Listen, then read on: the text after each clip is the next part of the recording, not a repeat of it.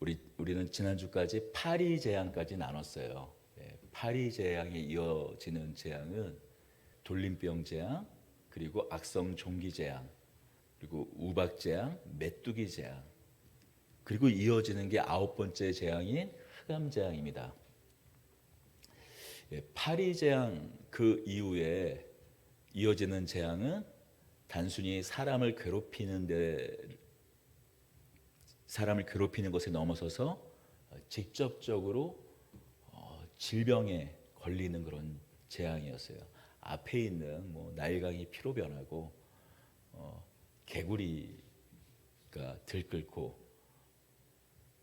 이재앙, 파리재앙 그런 것들 때문에도 각종 병균이 일어나서 사람들이 괴로웠었겠지만 이제 직접적으로 짐승과 사람에게 타격을 가합니다. 이런 모든 재앙이 하나하나 하나님의 심판의 성격이라고 말씀드렸어요. 그것은 애굽의 문화, 애굽의 종교, 애굽이 하나님을 거역한 그런 모든 것에 대한 재앙이라고 말씀드렸습니다. 더불어 사람이 질병에 걸리는, 짐승도 질병에 걸리는 이 재앙은 이제 더 이상 그들이 믿고 있던 그 어떤 신도 그들을 지켜주지 못함을 말해주고 있는 거예요. 그리스 로마 신화도 그렇지만 이집트는 그 세상의 그런 모든 형상에만 어떤 인격화하고 신격화했을 뿐만이 아니라 그런 치료마저도 치료를 관장하는 신이 있다라고 생각을 했어요. 그런데 돌림병들이 일어나면서 또 그것을 요술사들도 바로의 마술사들도 어떻게 할 수 없는 지경까지 이르는 것으로 이제 더 이상 애굽이 믿는 그 신이 더 이상 작동하지 않을 뿐만이 아니라 그 신들은 모두 거짓 신이고 하나님만이 참 하나님인 것을 보여주는 거죠. 그리고 9번째 재앙, 그 재앙 중에 그 절정의 흑암 재앙이 앞서 있습니다. 우리가 보려는 이 유월절 사건 앞서서요. 우리가 이 흑암 재앙을 통해서 살펴볼 수 있는 사실, 확인할 수 있는 사실이 하나 있어요. 그것은 무엇인가 하면 지금까지 이어졌던 그 재앙이 단순히 재앙이 아니라, 단순히 애굽에 대한 심판이 아니라 하나님께서 세상을 창조하신 것을 다시 이제 거꾸로 뒤집어서 역창조한 사건이라는 거예요. 우리 창세기 1장 1절 기억할 것입니다. 창세기 1장 1절. 태초에 하나님이 천지를 창조하시니라. 땅이 혼돈하고 공허하며 흑암이 깊음 위에 있고. 하나님께서 세상을 창조하셨을 때 처음 창조된 상태가 아직 하나님께서 이 질서를 부여하지 않은 깊은 흑암 가운데 혼돈 상태였다라고 말씀하고 계세요.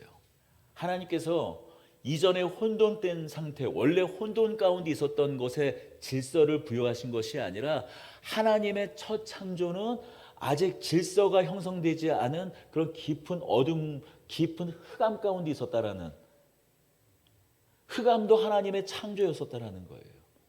깊은 어두움도 하나님의 창조였었다라는 것이죠. 그런데 지금 애굽이 이 9번째 맞닥뜨리는 사건은 무엇입니까? 재앙은 무엇입니까? 깊은 흑암이었어요. 애굽.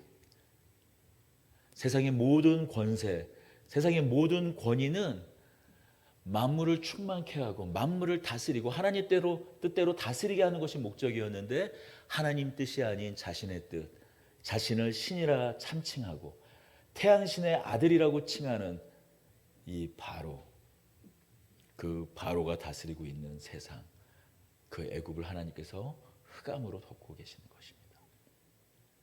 다시 역창조를 하고 계시는 거예요. 바로 하나님의 완전한 심판을 의미하는 겁니다.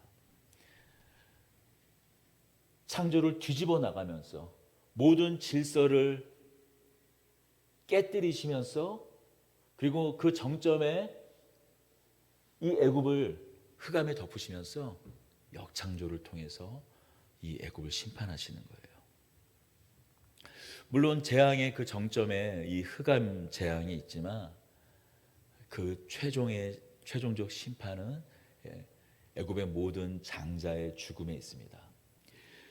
하나님께서 그 달의 시작을, 이제 시작되는 달의 그 시작을 새해 첫 달로 삼으라고 말씀하고 있어요. 무슨 얘기일까요? 그동안 있었던 그 9가지 재앙이 역창조였다면, 모든 질서를 깨뜨리는 역창조였다면, 이제 본격적으로 새 창조의 일을 시작하시겠다라는 거예요. 하나님의 새로운 창조의 사역을 시작하겠다라는 말씀입니다. 이스라엘 백성들 온전한 백성이었을까요? 애굽에서 살던 이스라엘 백성들은 온전한 백성이었을까요? 아니에요. 하나님을 섬겼지만 그들은 바로도 섬겼습니다. 바로만 섬겼을까요? 아니요. 바로와 애굽이 믿는 신도 섬겼어요. 이미 그들도 애굽 사람들과 다를 바 없이 타락할 대로 타락한 사람들이었습니다. 물론 9번의 재앙을 통해서 하나님께서 참 신인 것을 알았지만 이미 400년 그 시간 동안 그들 마음 가운데 자리 잡은 이런 혼합 신앙은 그렇게 쉽게 떨쳐지는 것이 아니었어요. 이제 하나님께서 말씀하시는 겁니다. 지금까지 9재앙과는 비교도 할 수 없는 하나님의 재앙이, 하나님의 심판이 애굽 땅에서 시작될 것이다. 그것은 그러나 다만 심판이 아니라 너희를 향한 나의 사랑이요, 너희를 구별하여 내어 이제 더 이상 이런 무질서 가운데에서 하나님을 대적하는 세상 가운데, 그 애굽 가운데에서 끄집어내어서 너희를 내가 새롭게 할 것이다, 새롭게 창조하실 것이다. 그러니 이제 그 시작하는 이 달을 새해의 첫 달로 담으라고 말씀하시는 거예요. 우리 3절을 읽겠습니다. 너희는 이스라엘 온 회중에게 말하여 이르라. 이달 열흘에 너희 각자가 어린 양을 취할지니라. 각 가족대로 그 식구를 위하여 어린 양을 취하되. 우리 4절까지 읽겠습니다. 그 어린 양에 대하여 식구가 너무 적으면 그 집의 이웃과 함께 사람 수에 따라서 하나를 취하며 각 사람이 먹을 수 있는 분량에 따라서 너희 어린 양을 계산할 것이며.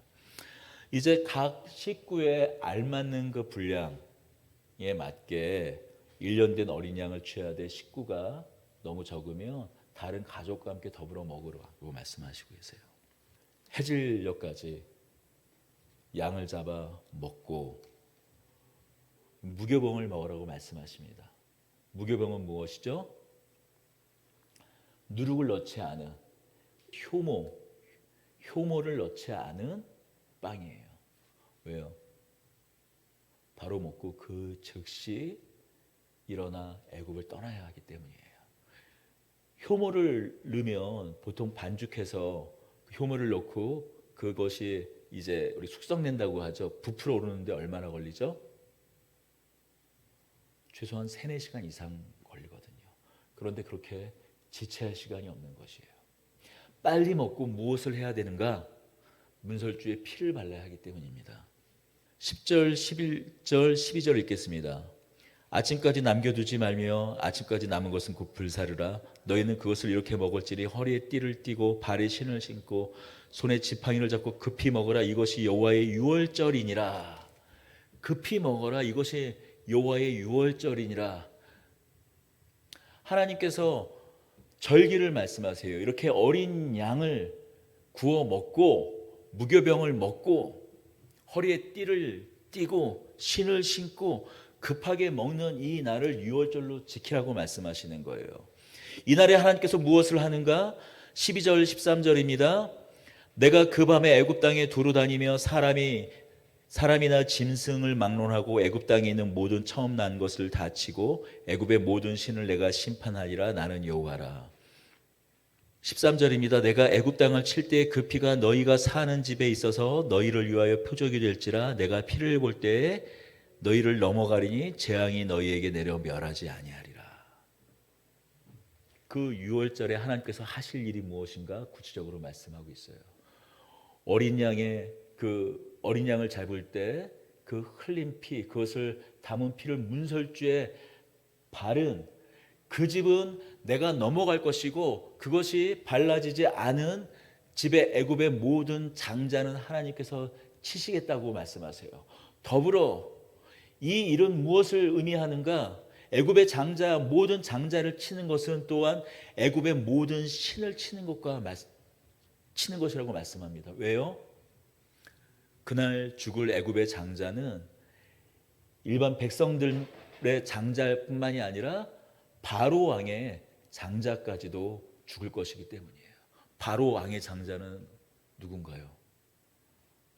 곧 이어 다시 왕 바로가 될 사람이에요. 바로는 누굽니까? 애굽의 신이었어요. 결국 피재앙부터 흑암재앙까지 이어서 이 최종적으로 바로 왕의 장자가 죽는다라는 것은 곧 애굽의 모든 신을 하나님께서 다 치신다라는 것을 말해요. 더불어 온 세상을 또 함께 심판하는 것을 의미합니다. 그날을 하나님께서 기념하라고 말씀하십니다. 우리 14절입니다. 너희는 이날을 기념하여 여호와의 절기를 삼아 영원한 규례로 대대로 지킬지니라. 아멘. 근데 우리가 여기서 한번 좀 주목해서 한번 볼 필요가 있어요. 앞서서 있는 그런 모든 재앙은 어떤 패턴이 있습니다. 하나님께서 재앙을 예고하세요. 그리고 재앙이 일어납니다. 그 이후에 애국과 바로의 반응이 나타납니다. 먼저 재앙을 예고하세요. 그런데 예고 또한 바로에게도 하지 않고 이스라엘 백성들에게 문설주에 피를 바르고 그리고 곧 떠날 준비를 하라. 그리고 이날을 절기로 기념하라. 이 날은 여호와의 유월절이라고 말씀하시는 거예요. 이게 일반적인 우리가 흔히 기념한다라는 것, 기념일이라는 것, 일반적인 절기라는 것과 좀 다르지 않나요? 우리 바로 며칠 전에 5.18 기념일이 있었죠. 1980년 5월 18일에 이 대한민국 광주 땅에서, 전라도 광주 땅에 있었던 민주화 항쟁을 국가적으로 기념하는 날이에요. 또한 3.1절은 어떻습니까? 우리 김인현 3.1절, 이런 국가가 제정하는 모든 그 기념일, 또한 어떤 전통적으로 우리가 기념하는 기념일 같은 것들은 어떤 성격을 갖고 있나요? 어떤 한 국가나 민족이 그 문화와 역사를 함께 공유하는 사람들이 이전에 있었던 사건을, 이미 일어난 한 사건을 우리가 후대에도 계속 기념하기 위해서 정하는 건, 뭐 그런 것들을 정하는 것, 그것을 기념일이라고 하잖아요. 그런데 오늘 하나님께서 말씀하시는 것은 좀 다른 측면이 있어요. 무엇을 말씀하시는가? 내가 이런 일을, 이러한 역사, 이러한 일을 할 테니 너희가 그 날을 기념하라는 그 기념의 절기 날을 먼저 선포하시고 그 일을 하신다라는 거예요. 이 모든 일들은 우발적으로 일어나는 일이 아니라는 거예요. 하나님의 계획과 하나님의 인도하심과 하나님의 시간 안에서 우리를 위하여 정하신 날이라는 말입니다.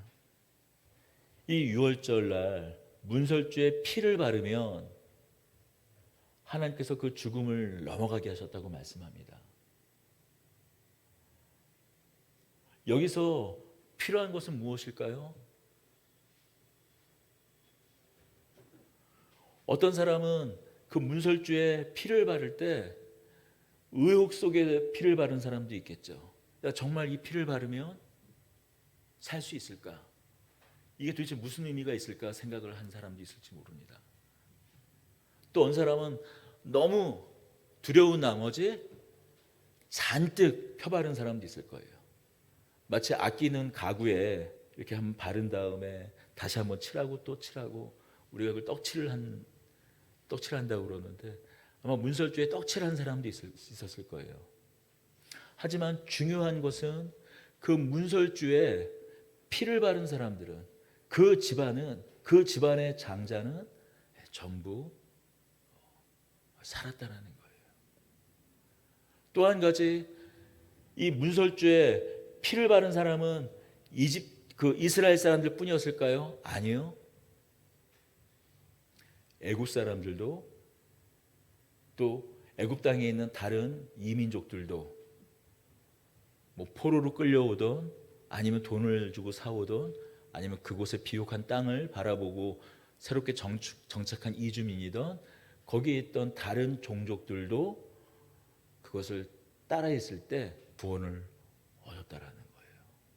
여기서 알 수 있는 놀라운 사실이 있습니다.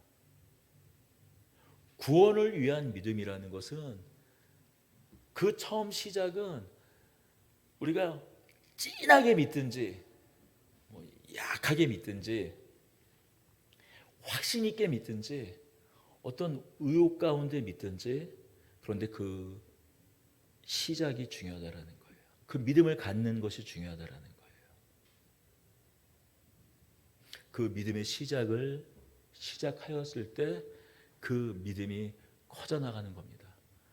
우리가 이런 비유를 들 수 있을 것 같아요. 우리가 원을 그릴 때 컴파스로 원을 그리지 않나요? 이쁘게 제대로 되는 원을 그리려면 컴파스를 그립니다. 그런데 어떤 경우에는 컴파스가 작아서 그럴 수도 있고, 아니면 그냥 작게 그릴 수도 있어요. 또 컴파스를 넓게 벌려서 크게 그릴 수도 있겠죠. 그러나 그려지는 것은 다 무엇입니까? 원이라는 사실이에요. 작게 그리던 크게 그리던 그것은 분명한 원이라는 거예요. 그러니 믿음의 분량, 믿음의 세기가 중요한 것이 아니라 어떤 믿음을 가졌는가, 하나님께서 명령하신 그 믿음을 가졌느냐가 중요하다라는 거예요. 어린 양의 문설주를 바르라. 그리고 급히 먹고 애굽을 떠날 준비를 하라. 그 믿음을 가졌냐라는 거예요. 그 믿음을 가지면 살고, 가지 못하면 죽는 것입니다. 진하게 믿고 확신 있게 믿고, 물론 그것도 중요하지만 더 중요한 건 그것을 그대로 따랐는가 하는가, 바로 그것이 중요합니다. 자, 그런데 우리는 이 날을 지키고 있습니까? 6월절을 지키고 있습니까? 여기서 이단과 우리의 참된 신앙이 나눠지는 거예요. 우리가 하나님의 모든 말씀을 순종해야 되잖아요. 하나님의 모든 말씀을 순종해야 된다면 우리 역시 하나님께 택함 받은 새로운 영적 이스라엘이니 우리가 이 유월절을 지켜야 되지 않겠어요? 그런데 우리 안 지키잖아요. 왜요? 이것의 궁극적인 성취는 무엇입니까? 예수 그리스도예요. 하나님의 교회 많은 이단들은 예수 그리스도를 메시아로 인정하지 않습니다. 메시아로 인정하더라도 실패한 메시아라고 말합니다. 메시아로 인정하더라도 하나님의 아들이라고 인정하지 않아요. 하나님으로 인정하지 않아요. 왜요? 자기 자신이 메시아가 되기 위해서, 자기 자신이 하나님이 되기 위해서 예수님을 인정하지 않아요. 그러니 하나님의 교회라고 알 거예요. 예전에 안상홍 증인이었고 지금은 이제 장길자가 이어받아 가지고 자기가 하나님의 부인이다 해서 그렇게 교주가 되어 있는데, 그것들의 특징이 뭐냐면 예수님을 부정하기 때문에 십자가를, 하나님의 교회라고 말하는데 십자가를 떼어놨어요. 왜냐하면 예수가 메시아가 아니기 때문이에요. 예수가 그리스도가 아니기 때문이에요. 그렇기 때문에 그들이 지키는 건 부활절을 지키지 않고 유월절을 지켜요. 자, 그런데 우리는 유월절을 지키지 않죠. 왜요? 우리 누가복음으로 가보겠습니다. 누가복음 22장 14절부터 20절까지 읽겠습니다. 신약성경 134페이지입니다. 신약성경 134페이지입니다. 우리 같이 읽겠습니다. 때가 이름에 예수께서 사도들과 함께 앉으사 이르시되 내가 고난을 받기 전에 너희와 함께 이 유월절 먹기를 원하고 원하였노라. 내가 너희에게 이르노니 이 유월절이 하나님의 나라에서 이루기까지 다시 먹지 아니라 하시고 이에 잔을 받으사 감사기도 하시고 이르시되 이것을 갖다가 너희끼리 나누라. 내가 너희에게 이르노니 내가 이제부터 하나님의 나라가 임할 때까지 포도나무에서 난 것을 다시 마시지 아니라 하시고 또 떡을 가져 감사기도 하시고 떼어 그들에게 주시며 이르시되 이것은 너희를 위하여 주는 내 몸이라 너희가 이를 행하여 나를 기념하라 하시고 저녁 먹은 후에 잔도 그와 같이 하여 이르시되 이 잔은 내 피로 세우는 새 언약이니 곧 너희를 위하여 붓는 것이라. 아멘. 예수님께서 유월절날 십자가에 못 박혀 돌아가시기 전날 밤, 유월절 전날 밤에 말씀하세요. 이 떡과 이 잔을 받고 이 떡을 먹고 이 잔에 있는 포도주를 마시라. 이 떡은 내가 너희를 위하여 지키는 나의 몸이요 이 잔의 포도주 이것은 내가 너희를 위할 너희의 죄를 대속하기 위한 나의 피, 새 언약의 피라고 말씀하세요. 그런데 너희와 함께 이것을 먹고 마시기를 어떻게 해요? 예수님께서 기다리셨다고 말씀하세요. 15절에 이르시되 내가 고난을 받기 전에 너희와 함께 이 유월절 먹기를 원하고 원하였느라. 언제부터 원하셨냐고요? 태초부터 지금까지 원하신 거예요. 태초부터 그 유월절 전날 밤까지 이르기까지 원하신 거예요. 예수님은 누구셨습니까? 하나님의 아들이셨어요. 하나님의 맏아들. 여기서 맏아들이라고 하는 것은 이제 우리도 하나님의 자녀가 됐기 때문에 맏아들이었고 하나님의 독생자셨어요. 하나님의 아들, 하나님의 맏아들, 하나님의 아들이 죽으셨다라는 것은 무슨 말씀인가요? 앞서서 유월절날 애굽의 모든 장자가 죽었던 것은 애굽에 있는 모든 사람이 죽었다라는 것과 마찬가지입니다. 애굽에 있는 모든 사람이 심판받아 죽었다라는 것과 마찬가지예요. 예수님께서 내가 이 날을 기다리고 기다렸다는 것은 무엇이냐면 예수님께서 하나님의 아들로서 내가 죽기까지를 기다리고 기다리셨다라는 거예요. 예수님이 죽으셨다라는 것은 먼저 우리는 앞서서 예수님이 돌아가셨다라고 하는 것은 우리 죄를 대속하셨다라는 것, 우리 죄를 위하여 대신 죽으셨다라는 것을 생각하는데 그에 앞서서 예수님께서 심판받으셨다는 것을 먼저 생각해야 돼요. 애굽의 장자가 죽었을 때 애굽에 있는 모든 것이 죽었듯이 예수님이 십자가에 못 박혀 죽으시고 몸이 찢기시고 피를 흘리셨다라는 것은 세상 모든 것이 죽었다라는 것을 의미합니다. 세상 모든 피조물이 죽은 것을 의미합니다. 모든 세상에 있는 모든 생명이 죽은 것을 의미해요. 세상 모든 것을 심판하셨음을 이야기합니다. 그러나 하나님은 하나님의 그 진노, 세상을 향한 진노, 하나님을 대적하는 그 진노를 예수님 앞에 모든 것을 다 쏟아 부으시고 예수님을 마치 유월절 어린 양의 그 피를 바른 그 문설주와 같이 그 보혈에 의지한 예수님의 흘리신 그 십자가에서 흘리신 그 피에 의지하여 나아가는 사람들, 그것을 믿음으로 받은 사람들, 그것을 그 인생 가운데 기념하는 사람들, 그리고 그것이 다만 기념이 아니라 매일매일 확인하는 사람들에게 새로운 창조를,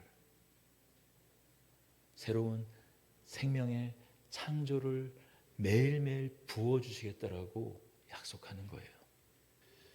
예수님께서 말씀하세요. 또 떡을 가져 감사기도 하시고 떼어 그들에게 주시며 이르시되 이것은 너희를 위하여 주는 내 몸이라 너희가 이것을 행하여 나를 기념하라. 이스라엘 백성들에게 먼저 그들을 유월절의 그 사망, 그 죄에 대한 사망의 심판 가운데 건져내시기에 앞서서 그 일을 기념하라고 말씀하셨습니다. 그것을, 그 구원을 위해서는 믿음이 필요했어요.